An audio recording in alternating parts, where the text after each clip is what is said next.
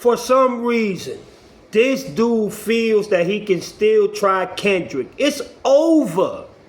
You got knocked the fuck out on that beef. You got destroyed, eliminated, embarrassed, humiliated. You got sabotaged. You got kidnapped. And then you out there barking like a little bitch for a female in your 20 versus Drake podcast show now, which is so ridiculous. You out there now barking for women who supposedly want you. I mean, bro, you a fucking disgrace. Listen, this battle has been over for more than 2 years now. And this man is still trying to find a way to sneak this as, this Kendrick Lamar. Listen, Kendrick Lamar is in an iconic journey right now. He's not even thinking about you. He's not worried about you. He's not even 1 cent even looking at your view to even see what you got to say about him or what you're going to do. The battle is already over.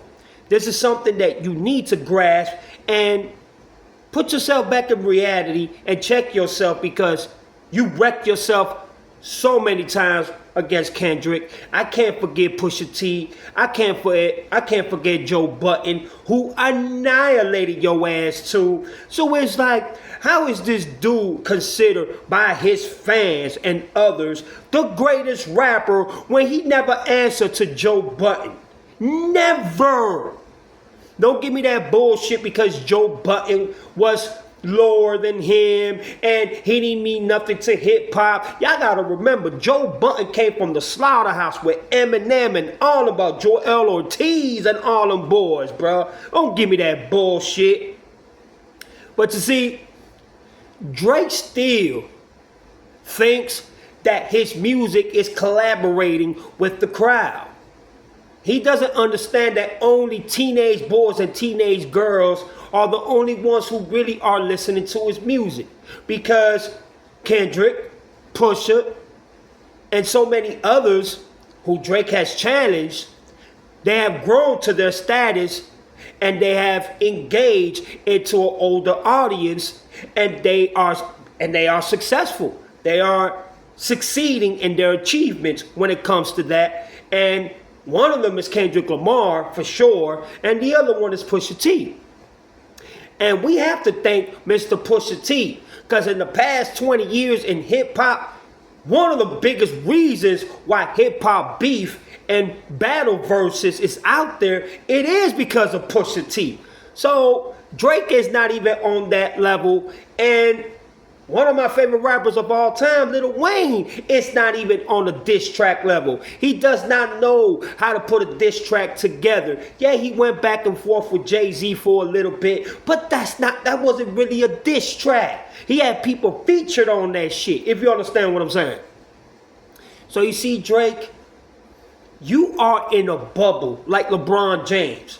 You feel that you still are the champion, that you still are on top of the game, that you are on top of the charts. Look how your 3 albums came and left. Don't nobody really give a fuck. You lost that touch, you lost that respect, and you lost your morality and also your morals and your reputation into how Kendrick Lamar assassinated your ass. And I'm not even going to talk about Pusha T, because Pusha T was the main one that really destroyed your reputation and killed you as a so-called rap artist. Meek Mills came out and called you out for having ghostwriters, but you destroyed Meek Mills. Let's just call it for what it is. I'm not going to sit here and be a hater. He destroyed Meek Mills. But when it comes to rappers that are lyrical battle rappers, you can't fuck with them. You're talking about your pen is still gifted, that you still fire with that pen. You can't say that when most of your achievable singles and albums that have gone platinum and your Grammy nomination, nominee songs that won were written and ghostwritten by ghostwriters. You don't even give them their respect. You don't even give them their, you know what I'm saying, their condolences. You don't even say their names. Thank you for, you know what I'm saying, writing my song, blah, blah, blah, blah, blah. No, you won't say none of that. You take all the credit for yourself, just like LeBron James. And let me tell you something, Drake, get over it, man. That's Drake right there, meeting with P. Diddy. Y'all can't really see the video because it's kind of dark, but that's disgusting. And that's another thing that killed Drake's reputation.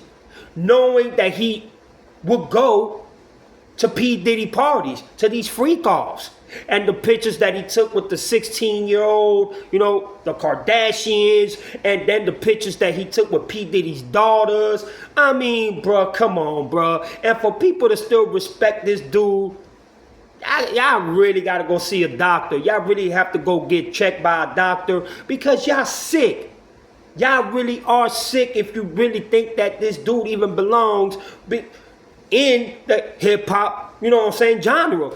That he belongs in the hip-hop, you know what I'm saying, atmosphere. He doesn't belong, not even be in the same table as some of the greats and even GOATs that represented and, you know, gave their life and dedication and passion towards hip-hop. And now, like Eddie TV says, it's like the streaming world is saving this dude's ass. It's like it's literally opening the doors for another opportunity for Drake. Because lyrically, he's not lyrically inclined to say that he's the GOAT. That he's better than certain rappers or the majority of rappers that weren't even legends that were way better than him.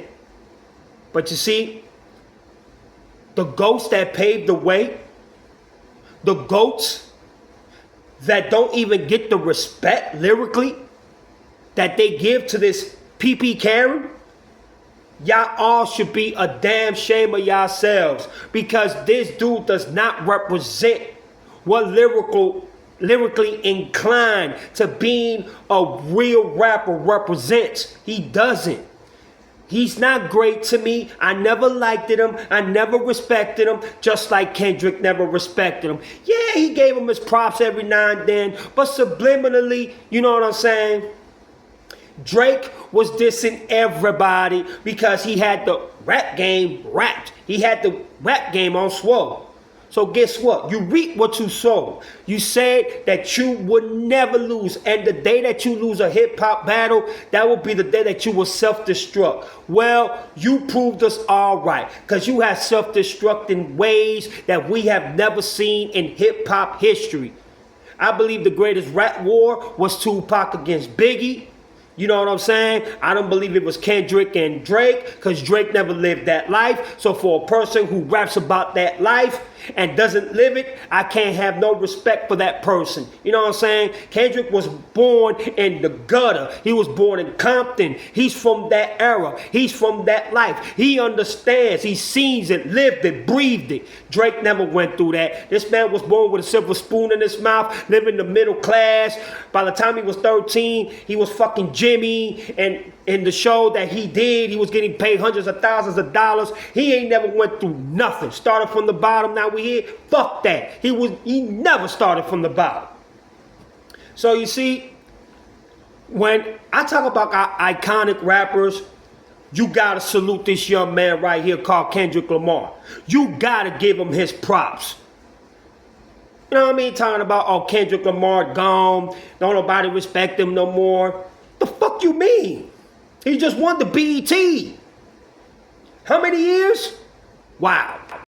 So just understand, you're not like us. You would never be like us. You don't understand where we come from. You don't understand the struggle. You don't understand what it is, you know, being in the hood, have to sacrifice everything. You know what I mean? You don't know what police brutality is, like your father does. You don't know none of that because you never went through none of that shit. And the time that you did that interview and you said that so people can relate to you, you know you was lying like a motherfucker. You don't even feel comfortable in your own skin. You don't even feel comfortable saying that you black.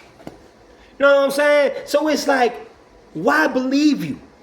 And now you putting yourself out there as if validation. It's not even what you're trying to propose to the audience, to the fans, and to the people who don't like you. That's exactly what you're doing. That's why Kendrick said he don't want to see your daughter in clubs seeking for validation like you're doing out here to the world. Man, everything that Kendrick says is still aging well. And this album is 2 years old. Meet the Grams, which is a single, and also Not Like Us, but just the album, the GNX. I mean, it's still aging so well to this day, and you're still doing shit that Kendrick Lamar exposed about you, and it is all facts and it's all true. So you sitting here thinking that you beat Kendrick Lamar, and you can see Kendrick Lamar ain't even responding to you. He's not worried about you. He doesn't care what you have to say, because you a little doo-doo bag to him. You're a little piece of shit to him.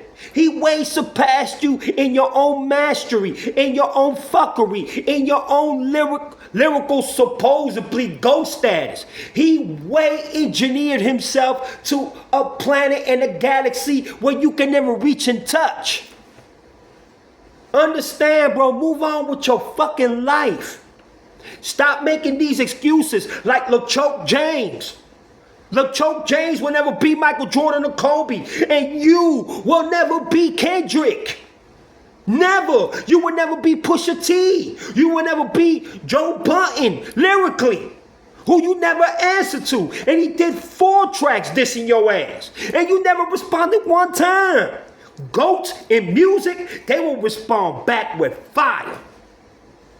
I don't like none of your music, so I don't care how much fire people say. And no disrespect to my nigga, you know what I'm saying, Eddie TV. That's my dog right there, you feel me? And I just supported his video that he did about Drake. But I don't care what people have to say that they like this man, that he drops fire and all that. I'm sorry. If you got ghostwriters and you don't live that life and you live a fake fucking life and you want to go ahead and pay motherfuckers off for you to feel comfortable to live a life that you don't live, you ain't no real nigga to me. And once again, much love to my dog Eddie TV. That's my dog right there. Y'all go and subscribe to his channel, man. My dog be dropping some real shit, some real content. But once again, it's over, Drake. Let it go. How many more times do I need to do this shit? How many times does Eddie TV need to do this shit? How many times does my dog TJ has to do this shit? One time for TJ too. Y'all go and subscribe to his channel. How many more times do we have to do these type of videos embarrassing your ass? Only your fans will fall for your okie doke, will fall for your tricks, will fall for your words, will fall for your bullshit and your tactics and your matrix and how you do shit. Only them.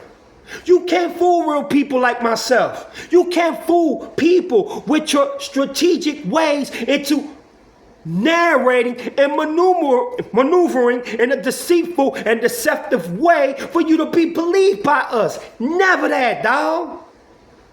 You a fake ass nigga, you a fake ass rapper, and you would never live that life. Because you never did. Listen, Drake. Kendrick is in another level. Kendrick is in another planet. Kendrick is in another galaxy. He's in another universe. Okay? He's in another parallel universe than you. You cannot touch him or Joe Budden or Pusha T. You cannot fuck with these niggas, man.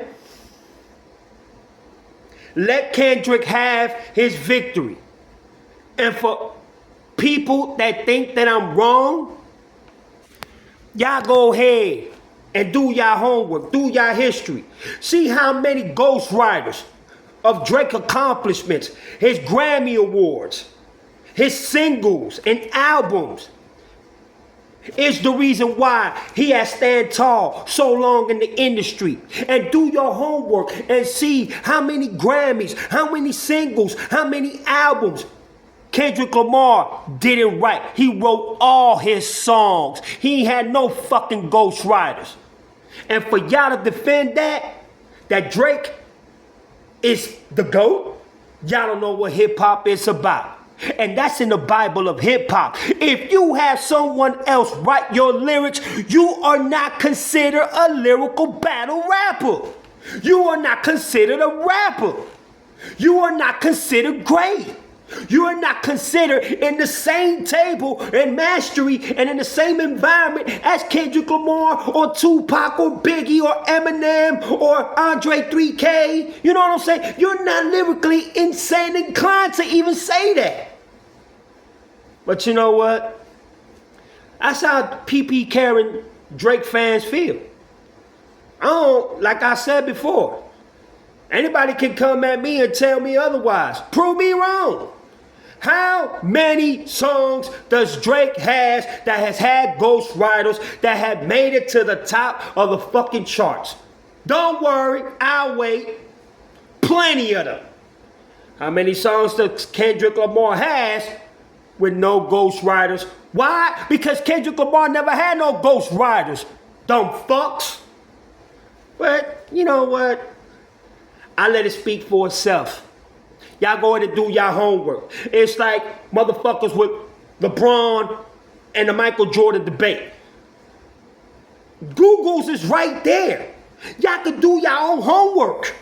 Do y'all own research. Stop following these lying-ass videos about Michael Jordan and Kobe Bryant. And do y'all fucking homework. And you will see the truth. But these PP Karen fans don't give a fuck. They don't give a fuck. They just want to believe fake-ass narratives because the lie is the truth today and the truth is a lie today. Ain't that some shit? Ain't that a bitch? But I have to say this before I go. If you really think Drake is the GOAT, think about this for a minute. If you really think Drake is the GOAT, why would the GOAT have ghost writers? Think about that for a minute. But that's all I got. There's your boy Chico Black. Y'all go ahead and hit me up and tell me what y'all think about this, and we'll go from there. God bless to everybody. I'm out of here, y'all. Peace.